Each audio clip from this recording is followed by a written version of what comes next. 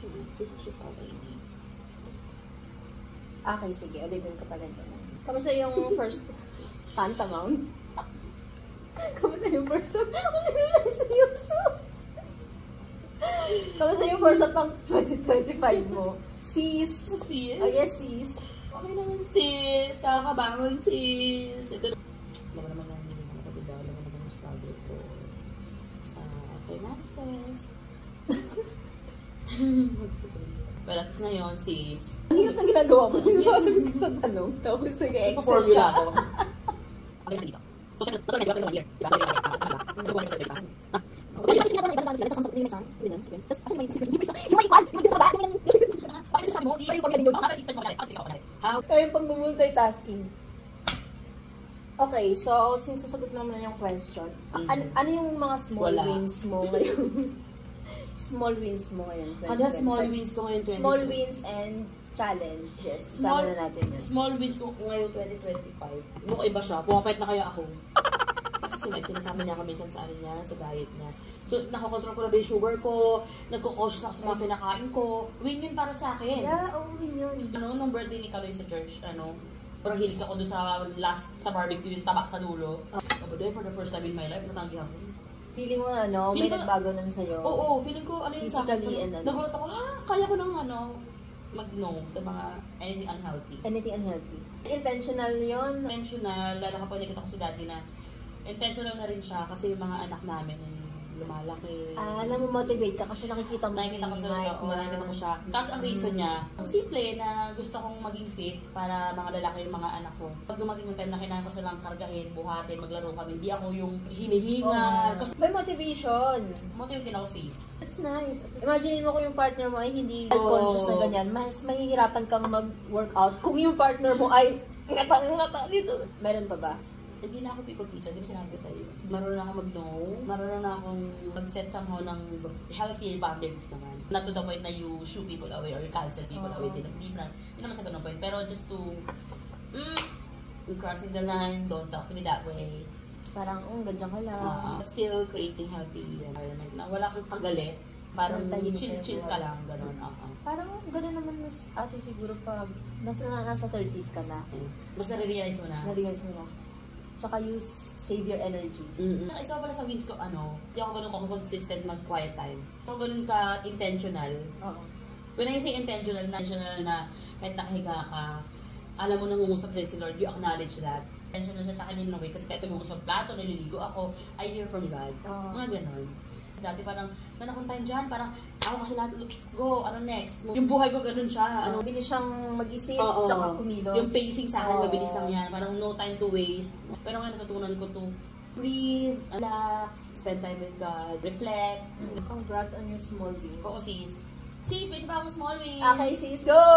Naiiwanan ko na yung mga anak ko, sis. Alala mo, small wins sa akin, naiiwanan ko siya sa'yo. Hindi, yung mom guilt, it's very real pala. Kasi parang iisipin mo, selfish ko naman. I was already made to do this, to be a mom. Yung feeling mo, nakapako ka na doon? Oo, nakapako na ako doon. I talk to you and to some of my friends na, hindi, you're not being selfish.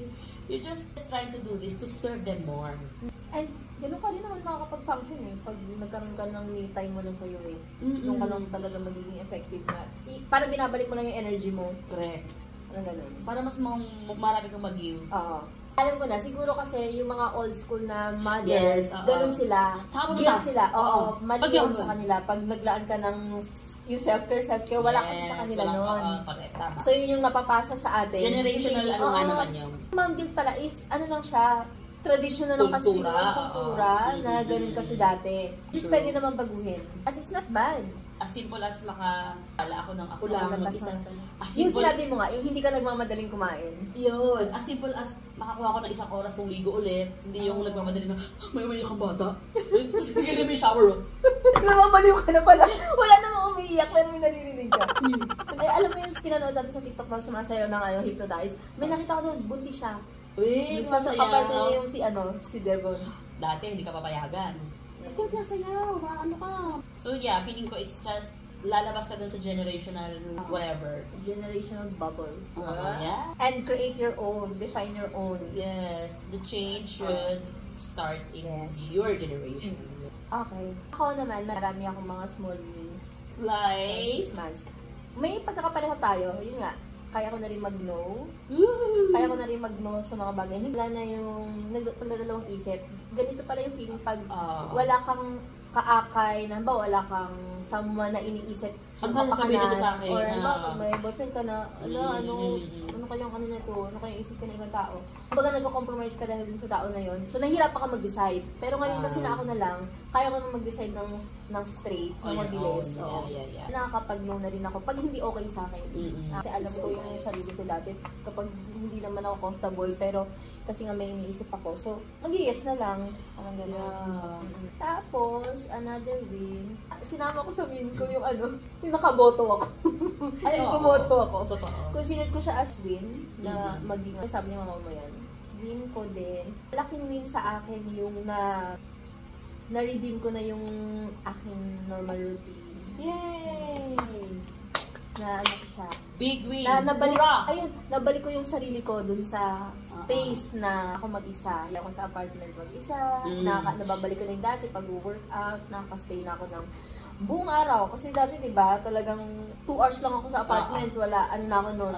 Yung utak ko, babaliw na siya. Pero ano yan? Parang for you, is it like, parang nagulat ka ba na mabilis or mabagal or sakto lang yung kung nasan ka ngayon?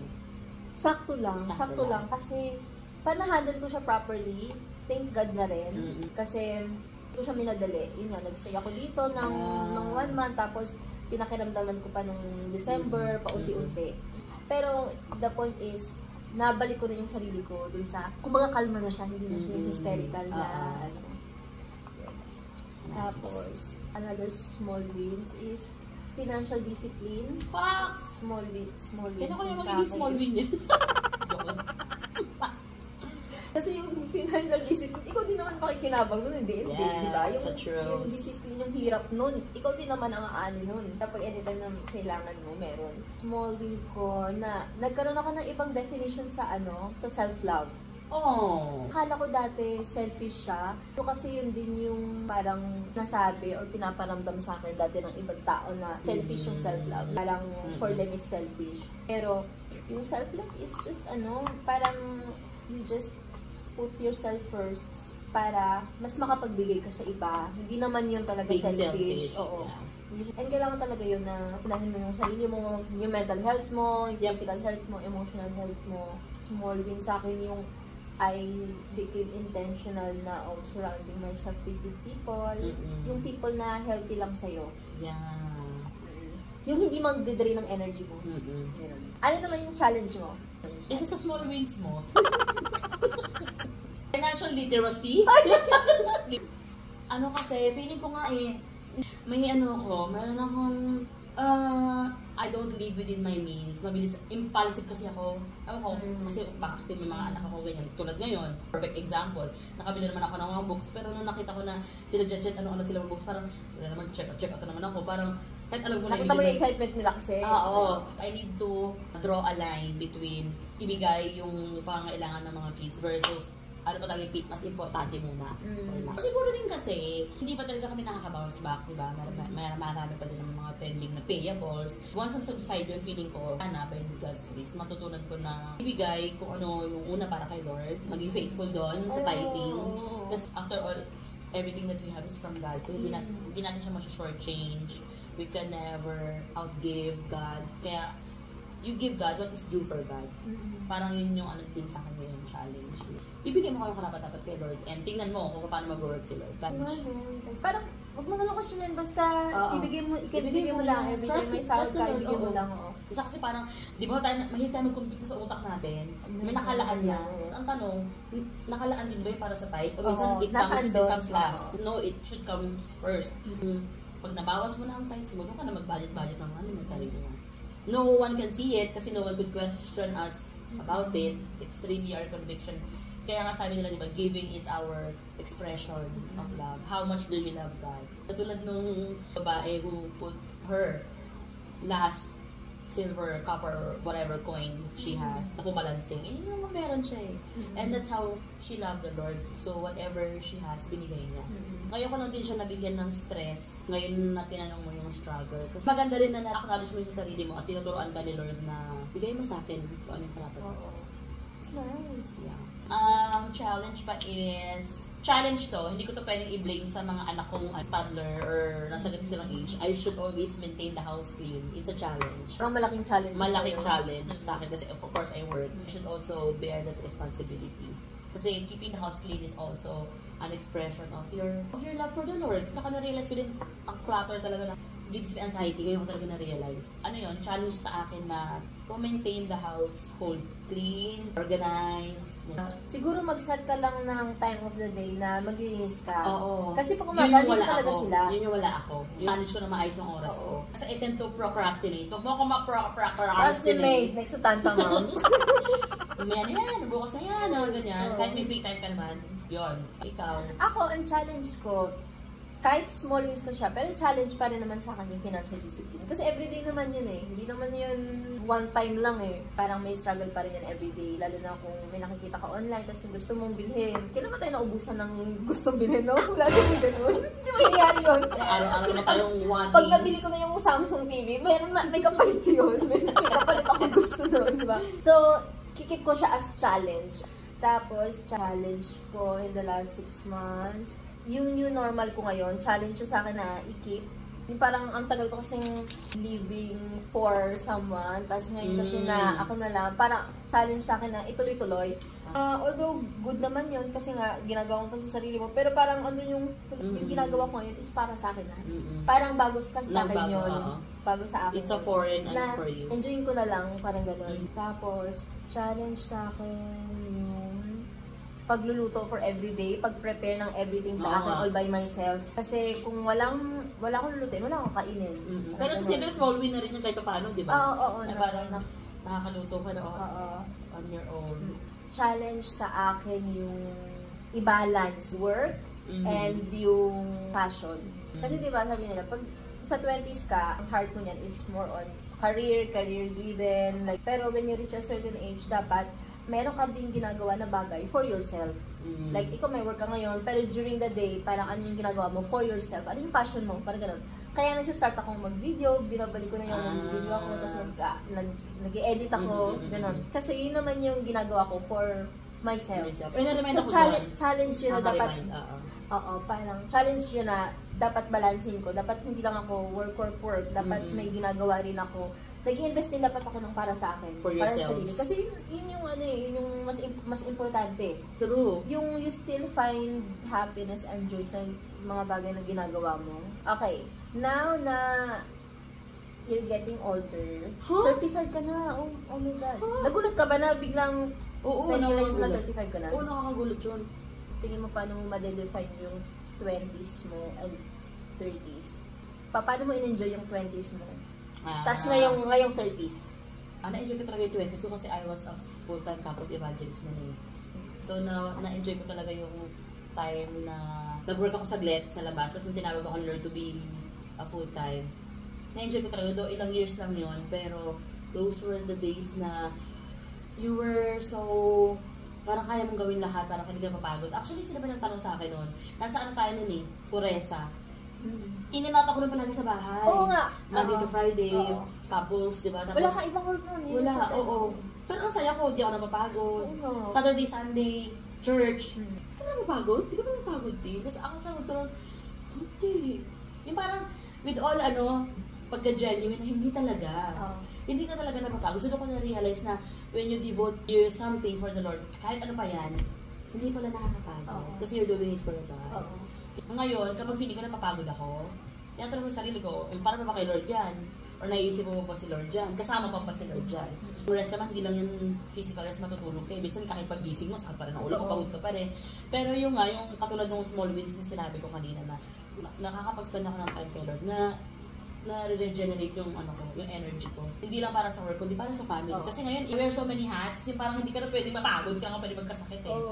So back then, since yun yung full-time mo, parang yun na din yung work mo.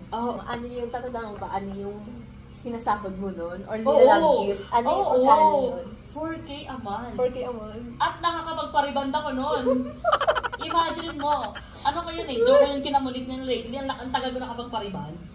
Girl, dati, ang campus evangelist ako. 4 years yun. December, nakakapagpariband ako. Girl, kumikita ako ngayon, bakit ang tagal? Nasa will pa ba tayo ng Panginoon talaga ngayon? Natatanong ka talaga sa buhay mo. Wala yung siman sa Alam mo, akin. ikaw ngayong addict sa pagre-reband. Diba? Tapos nakasabi ako dati. Ako lang yung evangelist na yung talagang... Oo. Hindi pwedeng pangit tayo na nag-i-serve kay Lord. Gano'n ka na magandaan. In my 20s, mas alam ko na kung saan talaga ako tinatawag ni Lord. Hindi ka nag-start. Oo, doon ako nag-start. Oo. Kung gaano ako ka-passionate noon. It shouldn't change. It's just that the Lord has put me into a different field or dapat nag-bloom pa rin ako. Dapat same energy, same output, kumbaga parang same passion, same drive, same love for the Lord. Tsaka din mo ma-realize na nung 4K a month lang yung sahod mo, hindi ka naman pinabayaan ni Lord eh. Faithful siya eh. Lalo na ngayon, di ba? Yung 4K mo, parang ang dami-dami nun, nakakalibre ka sa mga estudyante mo. Although ngayon, narinig ko kasi sa mga campus evangelist sa amin, iba na talaga ngayon. Dati kasi nalilibre na namin sila sa mga... Mas mahirap na ba ngayon? Mas mahirap ngayon. Parang ngayon mga bata, hindi na mapagod ng milk tea. Alam mo yun? So, hindi na okay yung kikiam? Oo, hindi na okay mga ganun. Nag-evolve din talaga. Okay, ngayon naman, 30s. Ano yung na-enjoy mo ngayon? Ang na-enjoy ko talaga ang motherhood. Motherhood. Pero I'm glad na yung mga natutunan ko in my 20s, ngayon mo siya na-apply. Number 1, bringing kids to church. Una, dahil wala naman kami papag-iiwanan talaga. Pangalawa, you bring them to church for them to see how to serve God at an early age. I-enjoy ko motherhood. Tapos looking forward na pag lumaki yung mga bata, makapag kami ni Mike, yung makatravel kami ng kabila. Oo, doon lang umikot ngayon yung buhay ko eh, kids. I enjoy every day. Things that you chase ng 20s and 30s. Di ka lang kung same pa rin mo yung sagot mo? No. I chase for love. Yeah. I'm crazy for love. 20s. Akin yan. Paglalaban ko yan. Pero ngayong 30s, iba na. I chase for purpose. So nice. What is the reason why you're living now? What's the reason why you're breathing now? What's the reason why you're doing what you're doing now? Really? Ako din, 20s ko, chase ko, yun, relationship. Love, no? Parang buong 20s ata, in a relationship ako, 2 years lang ata doon yung wala. Talaga? Oo, parang feeling ko. Majority doon ng 20s ko. Diba? Oo. Tsaka in-enjoy ko siya, hindi ko siya nadali, hindi ako nag-count ng years ng 20s. In-enjoy ko siya, tapos I chase work. Grabe, work ka nun eh. On-site na panggabi. Oo, bagay lahat ng energy mo nasa 20s. Ang passionate mo nun, babe. Lahat ng energy mo nga nasa 20s. True. Lahat ng energy mo. You feel invincible. Oo, yung feeling mo nasa iyo lahat ng energy. Grab the opportunity, parang ganon. Tapos yung 30s, biglang na lang, simple things are the most important things. Hindi ka na yung nag-chase. Kumbaga, before ang chase yung promotion na yun, kung ibigay ko, hindi. Hindi ka na sa corporate ladder, parang ayaw mo na makipagkarera. Meron kami niyan, on a side note sa promotion. Kasi ngayon, parang may mga testimony sa church na pag-promotion, pinag-iisipan mo na kung tatanggapin. Halagyan niyo na ako! Ayoko naman! Parang hindi naman sa ayaw. Pero parang, okay lang ka pinibigay. Totoo pala yun. Which is, nung binagit ni Papsi sa preaching niya, parang natuwa ako na, ano ka talaga. Kasi diba dati, promotion yan. Pero ngayon, ang sinabi ni Papsi na is parang, if this promotion will mean more tasks for me, less time for myself, less time with God, then no, I won't. Ang galing naman. Even if it means, of course, added money, di ba? The purpose. Oo. Yan din yung statement ng utak ko na marami kasi akong responsibility sa sarili ko. Ayoko mabawasan yung time sa sarili ko dahil na-promote ako, dahil may nadagdagan akong responsibility. Parang yun nga, yung sinasabi mo, if it means mababawasan yung personal time mo, tapos yung devotion mo sa mas importanteng bagay, parang I'd rather not. Happiness then and now. Happiness kasi sa akin is mababaw kasi ang malalim kasi sa akin is joy. Happiness ko na dati, relationships. Kapag you feel complete because the other person is, completing you in a way. May pera ka, hindi lang para sa'yo, you give to people na alam mong parang random, parang ay parang kailangan ito, parang hindi na talaga siya para sa'yo. Yung meron ka, hindi lang pera, yung meron ka, bahay, kahit ano pa, is not only for yourself, but for the people you serve alongside with God. Naabutan mo, minsan yung bahay namin, mukhang apartment. Joy ko yun ngayon, yun yung happiness ko. Every time they come, every time you're able to host them, andun na yung joy ko ngayon. Pangalawa, bilis ko rin makita yung mga anak ko na lumalaking actually naaano ako na-affirm ako when I hear na, uy, si ano, yung ganitong anak mo, okay siya, no? Ang ano niya, ang behave niya. Na-affirm yung parenting mo, in a way. Consolation siya for you na, may mga pinuntahan pala mga palo ko. May mga pinuntahan pala yung mga pagdadakdak ko. Tapos napansin ng ibang tao. Napapansin ng iba. Hindi ko naman yung ginagawa for them to affirm. Ginagawa ko sa anak ko kasi my kids are boys. Alam natin na ang mga lalaki, number one, they will lead the family. Most of our government offices are being led by men. Most of the crimes are being committed by men. So, laki ang responsibilidad sa akin palakihin yung mga anak kong lalaki ng tama. Sa'yo lang yan? Ay, ano mo lang yan? Naisip mo lang yan? Oo, naisip ko lang. Ako lang to be. Yung parang, lalo kapag may narinig ako mga news, basta parang may time na nagkala ko na kwento ko sa'yo, natulog sila. Tapos umiiyak ako. Kasi naramdaman ko yung pressure na mapapalaki ko ba sila ng tama, maayos na mga moral, matataas ang moral standards, maayos. Kasi alam ko naman, by God's grace, na in the near future, pakikilala nila ang Lord. Pero ano yung ginagawa ko at this point, para ma-engrave sa kanila yung basic human decency, yung lumaki silang maaayos. True. Lalo na, pang ano yung motherhood, no? Nag-iiba na eh. Oo, nag-evolve. Ako, happiness ko din now, then, mababaw lang din. Yan, relationship. Pag nasa relationship ka, pag napupuri ka ng ibang tao, happiness yun. Yung tinga natin nun, pumapalak pa. Tapos, happiness ko dati yung mga achievement or pag may nagawa akong maganda. Ngayon, ang happiness ko ngayon is kapag maganda yung gising ko, naging mababaw nilang bigla eh. Pag napipili ko yung gusto kong bilhin. Ay, oo nga. Yun. Grocery. Time. Happiness. Oh no, yeah. Papamassage, yun, happiness. Tapos, pag after church, yung feeling na family day or me time, yun, happiness. Yung dito, pag pumupunta ako dito, feeling ko na binibigyan ko yung sarili ko ng opportunity to be happy. Which is gano'n naman talaga. Kasi happiness is a choice. Yeah. Sabi nga, you don't wait for happiness to come. You create it. Make your own. Be happy. So nice. Okay, at 35, what makes you sad? What makes me sad, honestly, kapag hindi tayo nag-uusap-usap, magkakapatid lahat. Katulad dati. But at the same time, naisip ko, it is what it is. Naalala ko yung verse sa Ecclesiastes na there is time for everything. This is the time for quietness. Feeling ko, ako, personally, I'm in the season na chill lang. Pero nakakalungkot kasi, turo, namimiss ko yung, kasi diba super close na tayo magkakapatid dati. Parang inseparable tayo dati. Tapos, nalulungkot ako kapag, okay naman kami ni mama, pero feeling lang ko na may gap.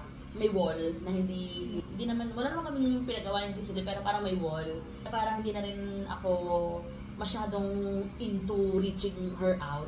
Pag papunta na ako sa ganong point, parang something would always hold me back. Pero love ko siya, the love will always be there the same. Pero yun, nalulungkot ako kapag ganun ako. Parang ano na lang, parang pigil na lang yung emotion mo. Pigil na hindi lang. Ka na lang all out. Hindi ka na expressive katulad before. Love ko kayong lahat in my own little way, quietly.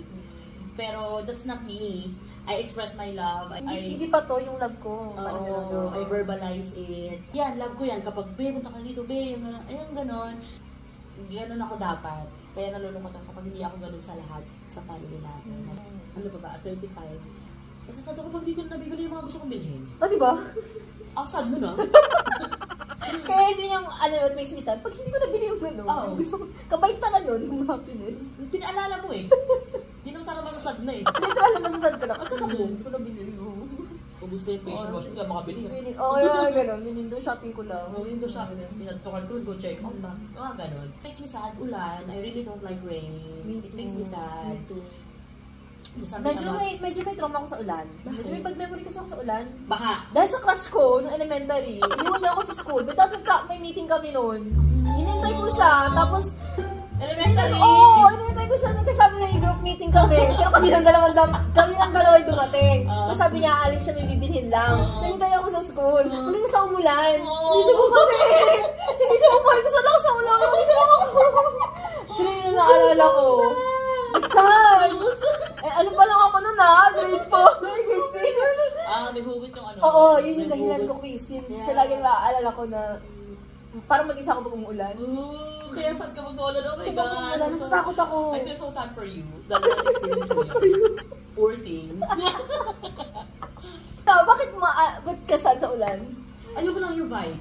Marati ka lang. Marati lang. Ayoko yung ambience na makulimlim. Na walang tao masyado sa labas. Hindi ka makagala. Hindi ka maka-go out and about. Yung parang, ganun yung mga tao. hindi ka pa yung, I'm getting ready! Hindi ka makaganon. Hindi ka ng mga halaman. Ang mga butterfly. Dapat palitan natin yung gano'n memory Dapat kaya umulan ng malakas, dapat maligo tayo nilabit sa actually, ulan. Actually, si Mike nakapag-realize sa akin yan, na ligo sa ulan. Ayoko maligo sa ulan ng hindi sobrang lakas. Ayoko din. What's the point? Don't malakas. Malakas dapat yung ulan. Ako, what makes me sad, yun, pag hindi ko na bibili yung mga gusto kong bilhin. Tapos, yung family din, yung binanggit mo sa akin kanina, although hindi ko siya naisip, nun lang binanggit mo. Siguro kasi yung dati, parang dinilibdib ko masyado yung pag sa family, pag hindi ko nakakausap si ganito, ganyan. Pero parang may one moment ako sa buhay ko na na-realize ko na, hala, life is too short. Hala, mabilis na lang yung buhay tsaka yung panahon ngayon. Kung malungkot ako na hindi kami nag-uusap-usap, then I can change that. Moving forward, I can spend time with them. Yun na lang yung magagawa ko So, nagets ko yung hindi na nag-uusap-usap, kaya I spend time. Si Mama, alam ko naman na irrational pa rin siya. May mga bagay pa rin naman ako na ayaw sa kanya. Marami pa din. Tapos na-feel ko pa rin naman na hindi na ako sinusuportahan sa napakaraming bagay. Pero isip ko na lang na, okay, tahimik na lang ako. Totoo naman na si Mami. Parang hayaan ko na lang siyang sabihin ko ano yung gusto niyang sabihin. Tapos one time kasi tinawagan ko siya. Tapos, nung tinawagan ko siya, umiiyak siya kasi wala daw siyang pagkain doon. Walang magluluto sa kanya. Pagod na siya nung sa trabaho, tapos parang wala na daw siyang energy na magluto. Yung parang siyang bata ba na umiiyak, na naghahanap siya ng pagkain. Ganun ako minsan Parang naiiyak ako, prepare sa akin, parang ganun. Parang siguro naiyak na lang siya na parang helpless siya, mag-isa lang siya Kaya na lang siya, nagtsampurado. Touch ako parang iyak din pala siya over small things. Kaya, tignan ko na lang si Mama kasi tao rin naman siya. Tao rin naman siya na nahihirapan. First time niya rin namang maging mother. First time din naman niya maging nanay. Kasi kung isipin natin kung ano tayo dati, talagang palaban tayo dati. Di ba? Parang, tapos, maubos kasi yung taon, yung panahon na... Kakaganon natin. Kaya tinatawagan ko si Mama almost every day. Tapos, si ate din naman pag off niya, pag Friday. Tapos dito, kaya napunta na rin ako dito, keep the connection para mabawi yung mga panahon na kung ano man yun. Kasi, tapos na parang, you can't waste any more time. Correct. Parang ganun. Yun na lang. Nice, babe. Things that you think people don't know about you yet. Wala, ang hirap naman yan. Nagmahal ako ng kaibigan ay sobra-sobra. Kapag kaibigan sa akin ay kapatid. Kaya nasasaktan kapag kapag nag-fall out, Kasi I treat every friend as not just a friend na family, yung talagang ups and downs din dyan. Yung capacity ko na magmahal ng kaibigan ay katulad kung paano ko kayo mahalin ng mga kapatid. Kasi ganun talaga ako. Kaya ngayon siguro medyo selective ako kasi ayoko na naman dumating ako sa point na... Nare-reciprocate ba yung madalas? Hindi. Nare-reciprocate? Oo, nare-reciprocate naman. Madalas. Like same na family din yung tingin sa'yo? Alam mo naman, para ma-feel mo naman kapag yung iba parang nandyan lang for the sake na nandyan lang You know, those who are genuine, those who stay. It doesn't even have to be present always. Minsan nga kahit hindi kayo mag-usap ng ilang years, pero a friend will always be a friend. Alam mo yun? Ano pa ba? Mababaw ang luha ko talaga. Iyakin talaga ako. Iyakin ako lalo sa worship. Expressive ako sa lahat ng bagay. OA ako sa lahat ng bagay. Pero mas OA ako sa worship. Mas OA talaga. Yung gusto ko talaga siyang i-express. Maganon ako. For me, it's a good thing kasi yung way ko of expressing my worship sa Lord. Love it. Ako, ganun din. Kung nag-love ako sobra-sobra. Sabi nga, bakla, magmahal. Baklord. Literal. At ano yun, parang i-equate ko siya with, hindi lang yung love na sinasabi, pero na-measure ko siya by yung the way I give, yung the way oo nga. Doon ko siya. I know. Oo. Tapos, saksi ako dyan. Ganun din sa friendship. Kaya masakit din sa akin yung feeling ko na hindi ako pinagtanggol, yung iniwan ako, yung dapat yung taon na to magsistart ko sa akin eh, bakit tumahimik lang siya, kalang ma-friend kami. Ganon, kasi kung ako to, tatanggol mo naman siya, stand for him or for her. So, yun yung mga bagay na hindi siguro alam ng mga tao sa akin. Kasi nga, laging may first impression, di ba, yung ibang tao? About you? About sa atin na, yun sila nun, parang ang strong, bilis maglakad, parang ang strong. Bilis maglakad? Oo, parang may ganun ako, parang ang bilis ko daw maglakad, tapos parang busy daw ako, lagi daw ako may ginagawa, tapos parang yung aura ko daw is something masungit. Tapos yung dawi pa kung paano sabihin sa akin yung tao, ate she, grabe talaga, pag niya ka talaga ate she, parang sungit-sungit mo talaga ate. Natatakot nga kami minsan eh, parang nag-uusap nga kami minsan na best friend ko na, sabi ko sana sa ate she, pero natatakot ako. Ay, gano'n! Hindi ko alam na, oo, na may gano'n. Kaya siguro yun ko nasabi na, okay, ito yung mga bagay na hindi alam ng tao sa akin na sobra kong lambot pagdating sa love. I give talaga. Yun talaga yung ano ko. So nice, yeah. Kanina, binanggit mo na, sinabi mo na you wear so many hats. Diba, you're a mom, you're a sister, you're a wife, whatever. Yeah. Pero, without all these things, who am I? Who are you? I am someone who's only saved by grace. Kalalim naman yun. Tantamount to ano yan. Tantamount to Christianity. Someone na hindi perfect. Someone flawed. Flawed who needed a perfect savior. I am somebody na learn pa din sa buhay.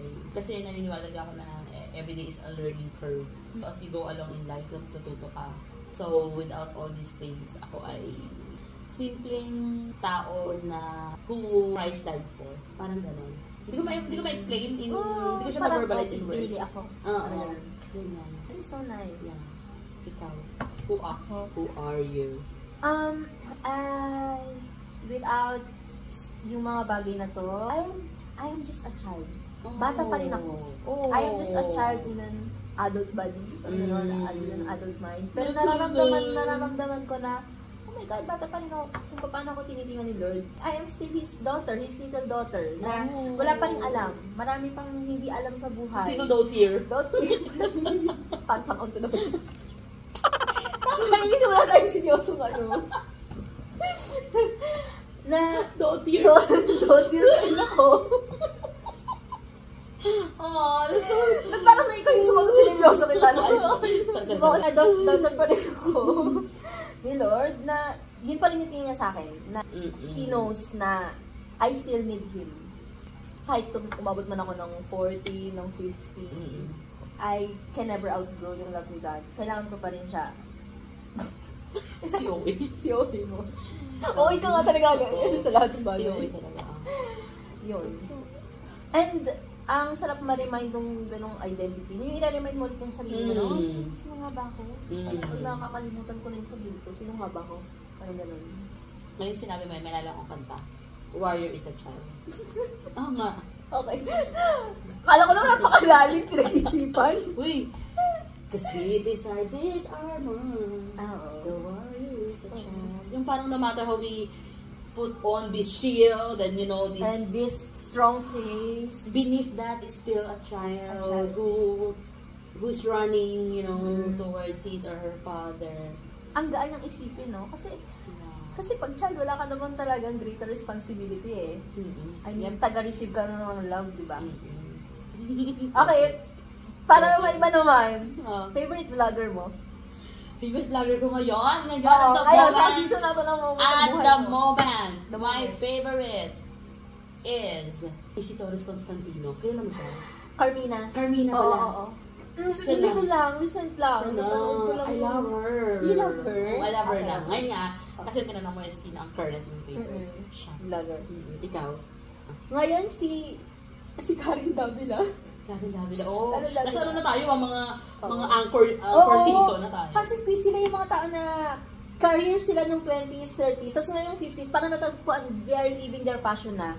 Si Karen Davila, sinabi niya yun sa vlog niya na stop na siya in chasing ganito, ganyan. Kaya ngayon, living na siya worthwhile by ito, interviewing yung mga tao, yung story nila, getting their stories, tapos nag-share siya ng verse. Pero ng word, parang ganon. Parehas tayo. Si Carmina, parang dalawang interview pa lang yung napanood. Interview niya na si Bernadette Zambrano na dati ay nakaaway niya pala. Parang encounter sa parking, hindi sila magkakilala ha. Nagtagpo sila sa newsroom. Ikaw yun ha. Pinsan niya si Cara David. Panoorin mo rin yun, ang ganda rin. In-interview din niya si Hindi Pangilinan. I have high regard talaga sa mga awesome moms. Ano mga awesome moms? It's a thing kapag nagpalaki ka ng mga batang ganyan, no? Hindi differently able. It's another thing in raising a child na differently able. Kasi kung ikaw nga may mom guilt ka na ganyan how much more pa sila, what if may mom guilt din sila, di ba na? Ako ba to? Kasalanan ko ba to? Tapos narinig mo ako kanina pumutik ako. Sa batang okay naman. How much? Yung patience, kaya sobra akong believe. Doon nanggagaling yung believe ko. Okay. Ano yung dream job mo? Tsaka ano yung passion mo? Dream job. Teacher. I've always wanted to become a teacher, an educator. Yun talaga yung, pangarap ko talaga yun. With all the learnings that I got through the years. Gusto ko sa kanila i-share. Kung gano'n ka kapasaway ng high school, gusto mo maging teacher? What an irony. Is it ironic? Passion mo naman? Kumanta. Okay. Kaya kapag may pumupuna na, ayun, galing mo pala kumanta. So, alam mo lang, gusto ko talaga kumanta sa harapan. Oo. Nga ganun. How about you? Dream job ko. Wala akong dream job, di ba? Sabi ko sa'yo. Yung bata akong dream job ko maging cashier. Kasi yun lang yung alam ko na. Pag may sa mga slam book. Kasi yung dream job ko maging cashier. Magtrabaho sa bangko kasi sila yung madaming pera. Mahawak sa madaming pera. Pero hindi pala yun. Kaya wala akong dream job na dun tulad ng iba na pangarap ko maging engineer, pangarap ko maging isang police. Wala akong ganun. Passion lang ang alam ko all along. Na, yun nga, lagi akong tumitingin sa harap ng salamin tapos uma-acting ako. Sumiyak ko. Passion ko yun, umacting. Artista ka na, girl. Tapos, yung pagbibideo, ayun, sobrang gusto. Passion ko yun. Passion ko mag-record ng memories. Wala kang problema kung nagkaanak ka. Matik sa yung... True. Ano yung message mo sa yung 50-year-old self? 50? You are where you are at just the right time. Ka nang lumingon. Okay na yun. Live. Make more memories with your husband. Travel together. Hindi pa rin kalimutan ng health mo, girl. Kasi 10 years from now, may mga kaibigan ka nang nai-stroke. Huwag kang sumali sa ano. Don't join the bandwagon. Oo nga. Parang normal na lang ngayon lahat na cholesterol. Parang kung sinabi. Diba? Pag 50 maintenance na yan. Ay, namatay siya. Ilang taon siya? 50? Pwede na. Kaya ka na. Deserve. Baka by this time, tanggapin mo kung may apo ka na, ganun talaga, mahalin mo yung apo mo. This is the time that you're going to enjoy your time with your husband. So, ito na yung pangarap ko na 30 ka, girl. Narinig kita nung girl, sinabi mo yun sa akin. 30 years old ako. That's nice. Ako, message mo sa akin, 50-year-old self. Ang ganda mo pa din! Slay, mom! Slay, mother! Joke lang. Gusto kong sabihin sa'yo na marami ka na naging pagkakamali, pero still you did a great job. Yes! Na you're so strong, and 50 ka, pero marami ka pang magagawa at marami ka pang pwedeng gawin. Absolutely. Gawin mo na kung ano yung saan ka passionate, love the Lord more, mas kilalanin mo pa si Lord, spend time with the people na mahal din si Lord, and leave the people behind na naging lesson learned sa'yo. Yung mga na-let go mo, tapos na yon. Tapos na yung season na yon. Yeah. Ayun. I am proud of you. Kung ano man yung naging achievement mo na, I'm proud of you. Live longer, please. Yes. Reach 100. Live longer, tama. Diba? Oo. Yun. Okay, ito na yung last. Any dream na you're currently working on? Actually, dream ko pa rin makapag-disciple. That's nice. Dream ko pa rin makapag-bring ng, yun nga parang doon pa rin ako binabalik talaga ni Lord na it's still not about you. You still need to bring people closer to me. Bring people... What do you mean disciple? Like mag-alaga ng mga tao na kilala si Lord or magpakilala? Mag-alaga ng mga both. Yung parang mag-alaga ng mga tao closer to God at saka yung makapag-share from scratch. Oo. Okay. Yeah, makapag-evangelize, makapag-share from scratch. bringing them to the Lord. Kasi after all, kung namatay ka, parang when you get to heaven, makikita mo yung mga taong nasyaran mo, parang the impact that you will make sa buhay ng mga taong to. Dream ko yun. Tapos, doing life with people. Do life with people. Pag darating yung point na I'm in my deathbed, people will look at me and say na malaki impact ng tao na yun sa akin. Hindi yung lamay mo na may ang konti legacy ng ka. tao, ang konti ng tao, walang gusto pumunta sa'yo. Alam mo yun, Ben? And that impact will be Ipasa sa iba sa iba. That's my dream. That's nice. Okay. What about you? Yun na yung pinaka-dream mo? Ano yung pinaka-dream? Ang naman, ang huli, wala na yung pangarap ko. Anong pangarap Secret mo? na lang. Iba one-on-one ko na. Ano yung dream mo? Dream ko. Magka-family. Joke. Inuna. Oo, feeling ko kasi na yun eh. Top yun eh. Top talaga siya. Yeah, dream ko magka-family. Dream ko magka-3 kids. Ay, grabe mo na yun. And mag-play yung mga kids natin together. Tapos yung Christmas natin, na nakikita ko lang sa ibang pamilya, yung makita ko siya sa atin na magkakasama tayo sa Christmas, sa isang malaking bahay, tapos open sila ng gift, tapos yung join lahat, tapos naka-all white tayo, yung mga ganon. Ayun na yung pinaka-dream ko. Secondary na lang yung yung sa work or... Gusto ko yung dream mo. What if? Nakalitan, gaya-gaya. Ba yan? Tapos, Okay, bilisan na yung dream para may kalaro yung mga anak. tapos makita ko na marami tayong lahat. Oo. Na masasabi ko na, hala, ang dami ng family ko. Pangarap ko na... Iniwan ba kayo ni Oy, kay Erita? Oo. If you're listening. Yes. Pangarap ko na makakita ng malaking family. Tapos sa akin yun. Tayo yun. Parang gano'n. Diba? Ako na lang mag-go for you. Ilang anak mo gusto mo? Ayoko, may standard daw kulay eh. Ay, sa church mo ba?